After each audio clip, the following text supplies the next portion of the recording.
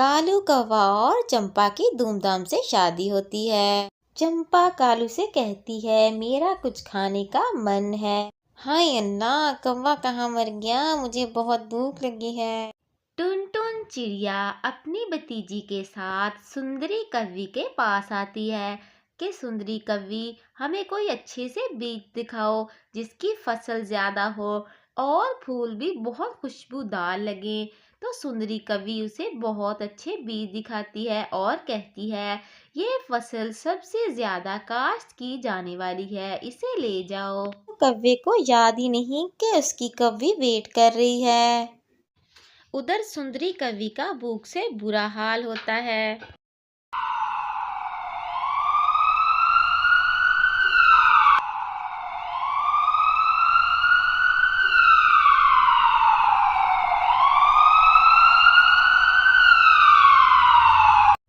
جلد ہی کالو کوا سندری کوی کے پاس ہسپتال پہنچ جاتا ہے اور اس سے روتے ہوئے کہتا ہے اے میری پیاری کوی، مجھے معاف کر دے، مجھے نہیں پتا تھا کہ تمہاری طبیعت اتنی خراب ہو جائے گی، میں بہت شرمندہ ہوں، مجھے معاف کر دو۔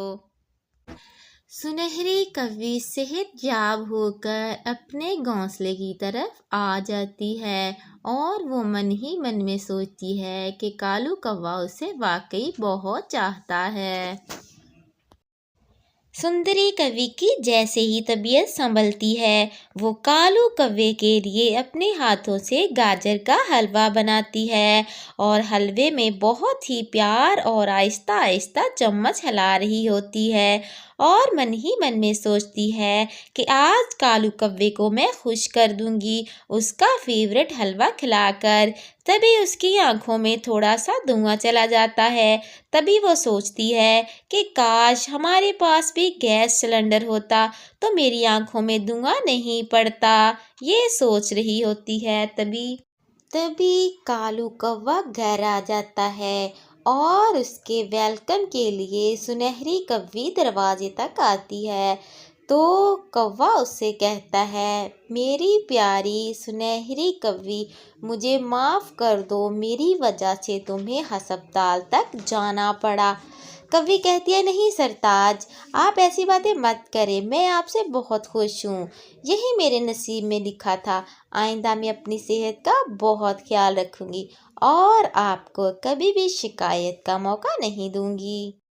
اور دوسری طرف جنگل کے بیچوں بیچ ٹونی چڑیا اپنے ننھے منھے بچوں کے ساتھ رہتی ہے اور وہ بچوں کو سمجھاتی ہے کہ آپ نے گھر سے باہر نہیں نکلنا، میں آپ لوگوں کے لیے کوئی نہ کوئی کھانے کی چیز ضرور ڈھونڈ کر لاؤں گی۔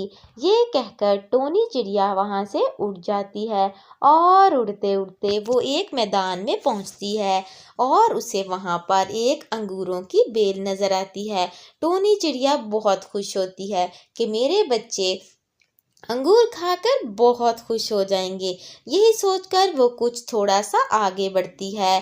آگے بڑھتی ہی جیسے اس نے چونچ ماری، شکاری نے اس کے اوپر جال پھینکا اور وہ چڑیا کو لے کر چلا گیا۔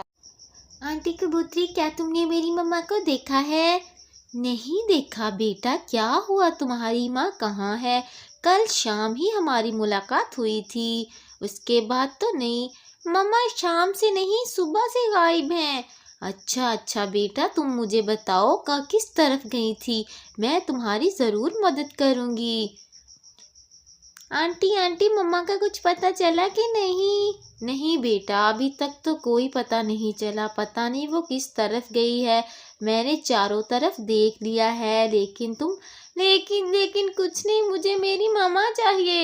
ٹھیک ہے پیاری بچی، تم فکر نہ کرو، ہم تمہاری ماں کو ڈھونڈ لیں گے۔ ٹن ٹن چڑیا کی سب سے چھوٹی بیٹی اپنی دوست کو بتاتی ہے ماما صبح سے غائب ہے، پتہ نہیں کہاں چلی گئی ہے، اب ہمارا کیا ہوگا؟ ٹن ٹن چڑیا کسی طرح جان بچا کے بچ جاتی ہے۔ تبھی راستے میں اسے ایک اور چڑیا ملتی ہے، وہ اس سے پوچھتی ہے بہنا یہ کون سا علاقہ ہے؟ یہ شیر خان کا علاقہ ہے، تم نہیں جانتی شیر خان کو؟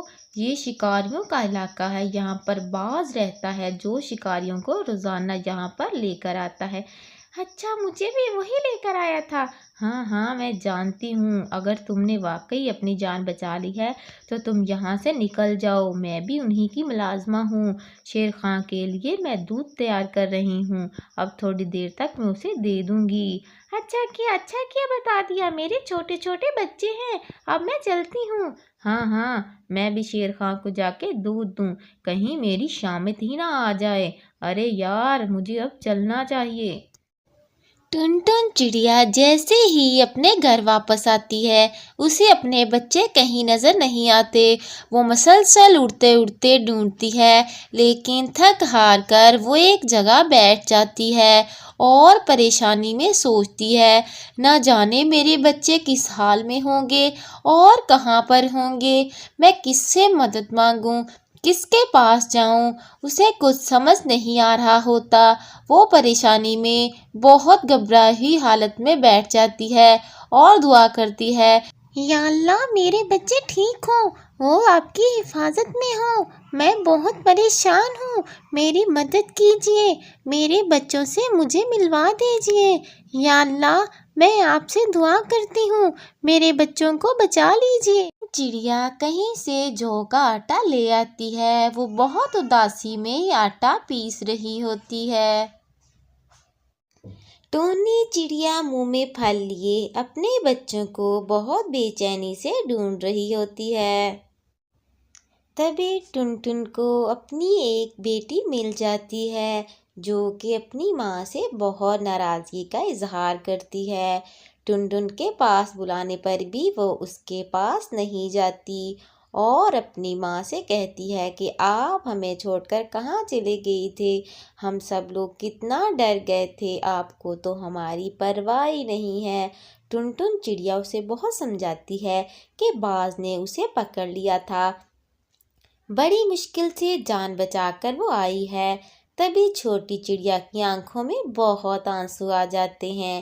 ماں اس کی کہتی ہے، میری پیاری بیٹی تم مت رو، مت رو، میں آ گئی ہوں، اور مجھے بتاؤ باقی تمہارے بہن بھائی کہاں پر ہیں، مجھے ان کی بہت فکر ہو رہی ہے، تم رونا بند کرو میری بچی، چپ ہو جاؤ، چپ ہو جاؤ۔